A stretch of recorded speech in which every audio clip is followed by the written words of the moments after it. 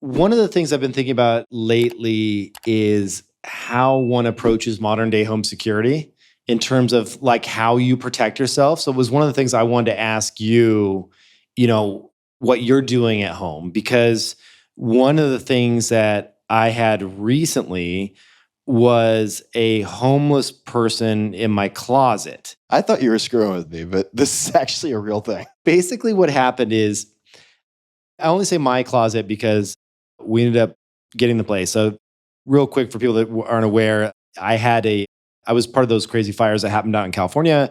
We lost our house. Everybody was safe and sound, which is great. And we moved into an apartment. And recently, I found a new place to move into.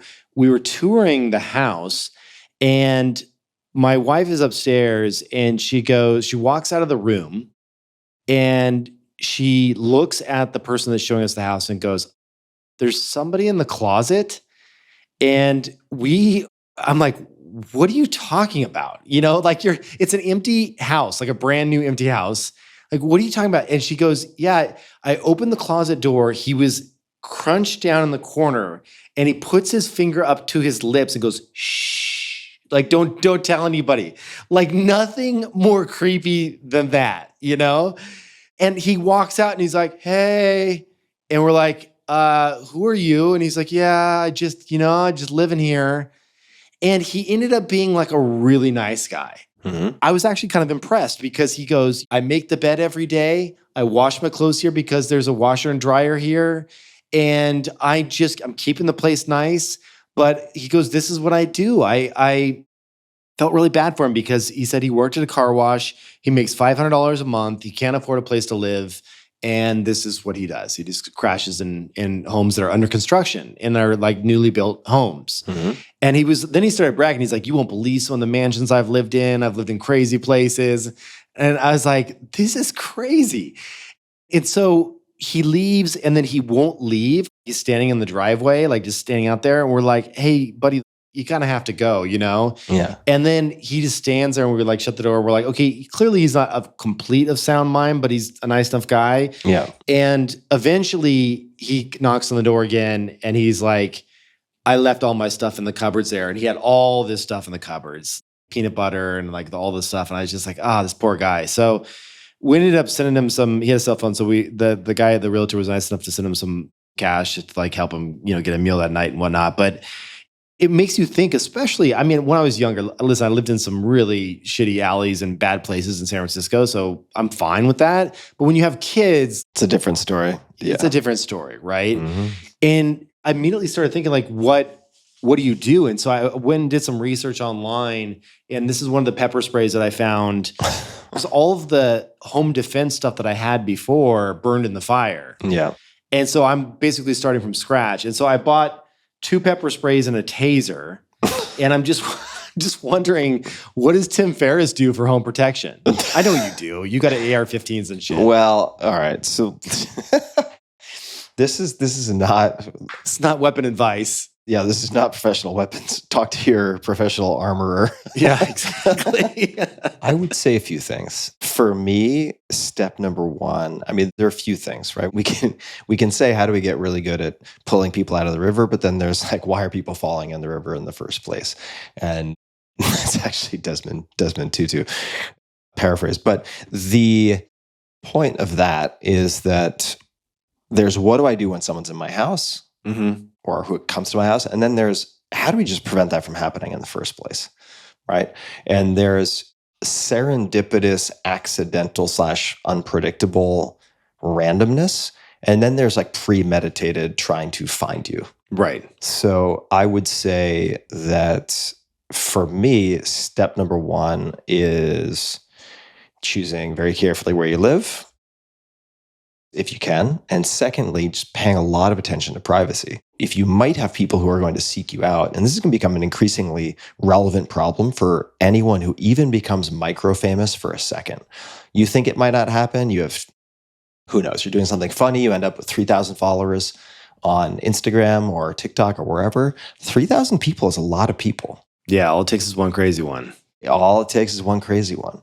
And for that reason, There are lots of basics, and none of these are foolproof, but it's like buying your home through an entity of some type, which doesn't need to cost a lot of money, but simply to cut down on how easy it is for casual, kind of fair weather stalkers to find you, never having anything shipped to your home address, always having a UPS store or some type of mailbox where everything is sent.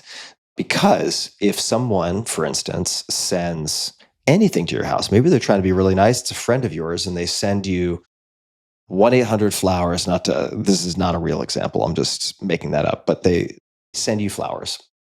And those businesses rent and trade and maybe even sell mailing lists as part of their business. Or they get hacked. Like before you know it, you're doxxed. Your home address is everywhere.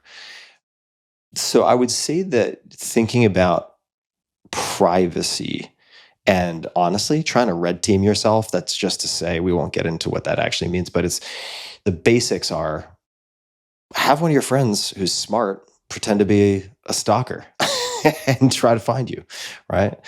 Preferably somebody who has some technical chops or is at least tech savvy, because just because someone's crazy does not mean they're stupid. There are actually a lot of unstable, smart people out there. That's step number one for me. Since taking all of that stuff seriously, I've very rarely had to deal with any type of stalker issues. People in your closet. Yeah, the people in the closet are a thing of the past. College years. Yeah, then I would say I never thought that high rises, condos would be of any interest to me, but there are added layers of security. Mm-hmm. So my place in Austin is like way the hell off a ground floor. There are multiple, I don't want to say security points, but you need a key and a fob to get through the elevators and to get past the front desk and to do these various things.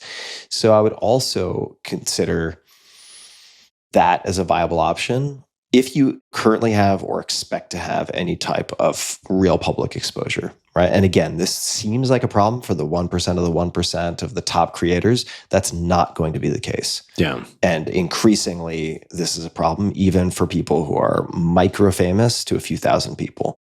So that's step number one, but you're very savvy with a lot of that kind of stuff. On a home security level, and you mentioned the kids, you and I have shot firearms together. Mm-hmm. We did 3-gun shooting training with Terran Tactical. Yeah, Terran Tactical. Way back in the day, before he was everywhere. The Tim Ferriss experiment. Yeah, good for him. Yeah, we did a lot with Terran over the span of a few days, like a bunch of training before he did the John Wick movies and everything else, right? That's where Keanu Reeves trains. That's an amazing spot. So we both know how to shoot guns, and I have firearms and so on. I'm not recommending that for everybody. If I had kids, I would rethink that really, really strongly, because kids are smart. Mm-hmm. And yes, you can have like biometric safes and this, that, and the other thing. But, Jim Jeffries does sort of a hilarious and tragically realistic kind of reenactment of gun stuff in the US. He's from Australia. He's hilarious and very politically incorrect. If you want to check out his comedy, he's been on the podcast too. But basically, it's like if you want your guns ready to go, you need to be able to get them quickly. Okay. Mm-hmm. But if you want them secure enough that your kids are insured against some type of horrible accident, which is sadly pretty common, then you need them really, really fail-safe in their protection, right? Mm-hmm. So you're sort of moving the right direction with taser and so on. Some people obviously have physical security. I think physical security is often overrated compared to digital security, frankly.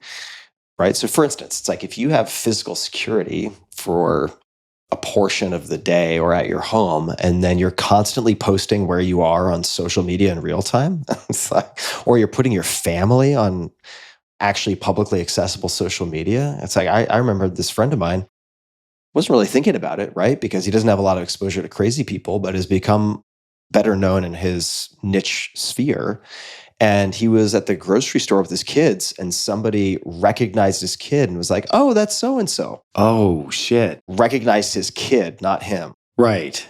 That's spooky as fuck. Yeah, people have done that with my dog. Yeah, totally. They actually see Toaster and they're like, oh, there's Toaster. And I'm not even there. Yeah. They see Toaster and they can recognize him, which is crazy. I would say if you're intending on having people familiar with how to use a taser or pepper spray or any of that stuff, first of all, even with firearms, most police officers in a pinch will not be able to hit someone under dark conditions at any decent distance. I mean, and that's not to insult police officers. It's very, very hard, which is why people use bear spray instead of firearms oftentimes with bears. It's just easier to get the job done. So you might consider, because that little pepper spray that you just showed me, the effective range of that is probably going to be pretty low. It's like 10 feet, yeah. But it is the highest concentration. This is like the heat tested. You know, they have those ratings on them. Yeah. This is the highest legal concentration you can get, which I think is like 2.4 MC or something. You can just get a bear spray that you can hit them at 25 feet. Yeah. And if you get to that point, right, and with a taser, I've played around with tasers before. Amazing tool, but just like anything else, it takes a good amount of practice to be able to hit anything with that. Yeah. Particularly under duress, right? So when I'm training for, say, bow hunting, which I've done for 10 plus years now, the way that I'll train a lot of the time as I'm getting closer to the season is I'll do a bunch of kettlebell swings outside until my heart rate is peaking, hands are kind of shaking, and then I will grab the bow and I have the ability to shoot one arrow. That's it.